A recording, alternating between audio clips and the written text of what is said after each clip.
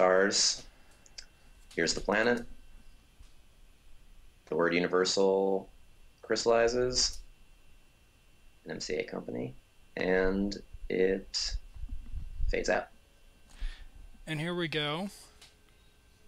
So, Mr. Sandman, at a recent screening of this movie, Rick Rosenthal mentioned that it was Deborah Hill's idea to use the song. And I remember in our very first episode, our Alan Smithee podcast, our John Carpenter show, you mentioned that like the use of this song is sort of so perfect that you kind of remember it as being from the first movie. And I realized that had happened to me. I used to think that it was in the first movie, but it was the second movie's idea.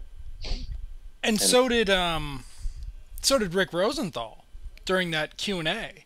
They asked him, and he said, wasn't that in the first one? And the audience, shook their heads, and I think Alan Mhm. Howarth came forward and was like, I think that was Deborah Hill's idea, because Oh yeah, it was Alan Howarth who mentioned it. Yeah. so By the way, we the movie has already broken its promise of being all new because this is footage from the first movie. here we Al- go. Although the music is different, although they're using the same footage from the first movie, but the music here ordinarily would be dun dun dun. You know, I think the very first shot of the house is new footage, and I think they might have shot some new footage here with Pleasance to kind of Yeah, to bridge the insert gap. him out in front of the house, yeah. And this is a really bad idea because Jamie Lee Curtis's hair is going to look totally different in about 4 minutes. Yeah, it's going to change colors and turn into a bad wig. And you would think that they could have somehow gotten her to. She hadn't been in Trading Places yet, so she wasn't, legit, to quote Kevin Williamson. So, Yeah, her legit Hollywood movie where she shows her tits, as opposed to these exploitative horror movies. and now they did also change that where we don't get to see Michael Myers' face. Yeah, they cut out the actor Tony Moran, I think is his name. And I never got that. I mean, it's not like Tony Moran was going to be a big problem. Expensive. Yeah. Well, maybe they thought it was. Oh, this is a new shot. Yeah. And somehow we're supposed to think that he's going to live through that easier than what he lived through at the end of the first one. I did want to mention before we get into the substance of the film was that one of the funny things about Halloween H2O, which also uses Mr. Sandman, and I think they even pointed out that it was first used in this, but I don't think they credited it to Rick Rosenthal, was on, I think it's even on the crappy non-special edition DVD that says special edition. Oh, we can't. That's got to be a new shot of Pleasance. Yeah, that there. And then this inexplicable going out the That front door. that's right because in the first movie he looks at the ground from the top floor. Yeah. And now the backyard looks like the front yard or something. Yeah, it does. Anyway, so real quick before, oh, there's blood though. There's this documentary on the H2O DVD, and Remember, if it bleeds, Donald Pleasance can kill it.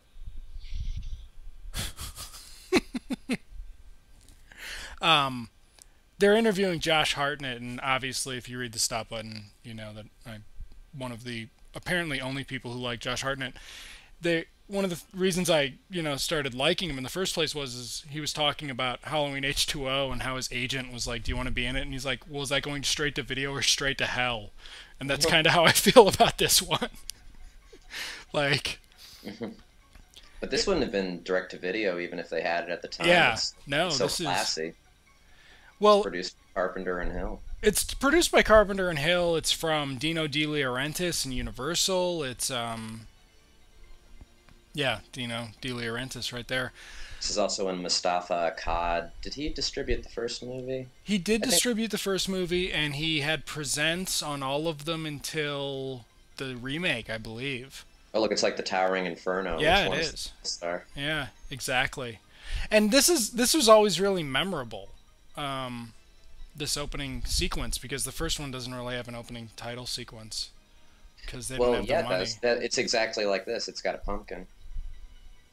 What? Or yeah, the original. Do you mean the title sequence or the little prologue? The original has a little pumpkin that splits into a skull. No, it doesn't.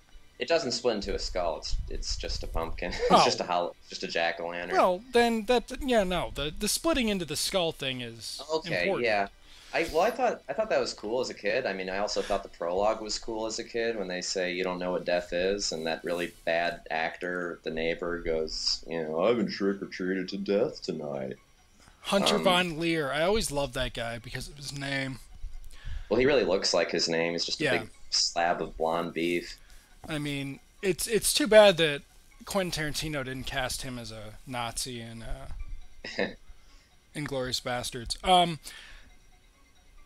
Oh yeah, and we haven't mentioned yet that even though we're a little early, um, Rick Rosenthal is one of the few 12, 14 directors who has actually used the Alan Smithee pseudonym. Oh look, Mark Goldblatt edited it.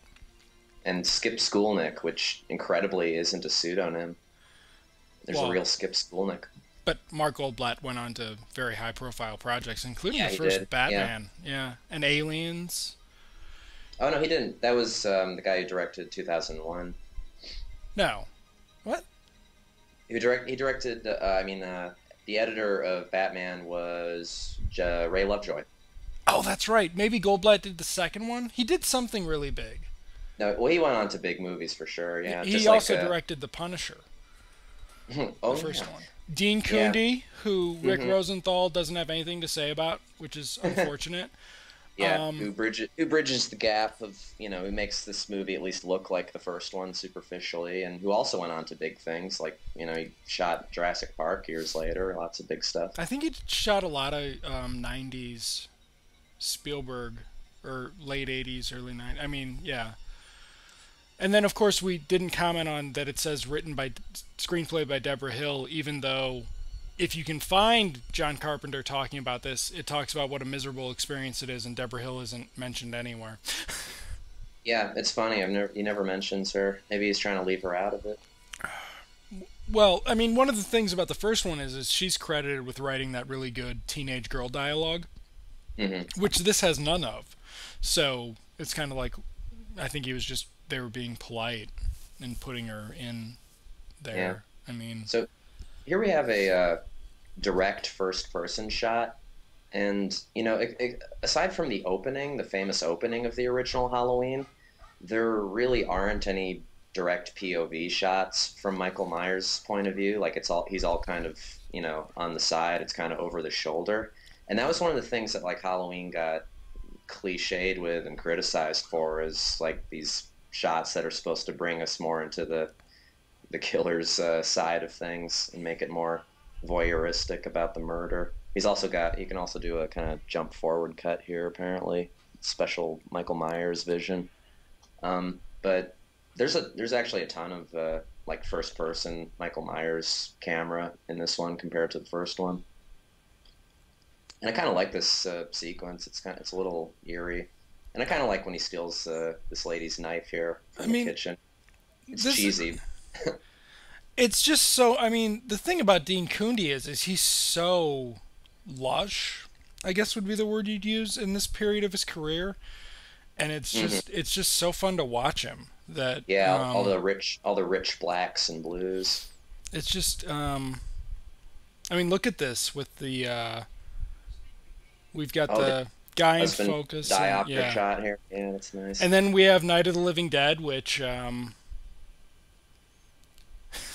Well, it's supposed to be analogous to how the first movie had clips from the thing from another world. I think the movie that keeps playing on the background.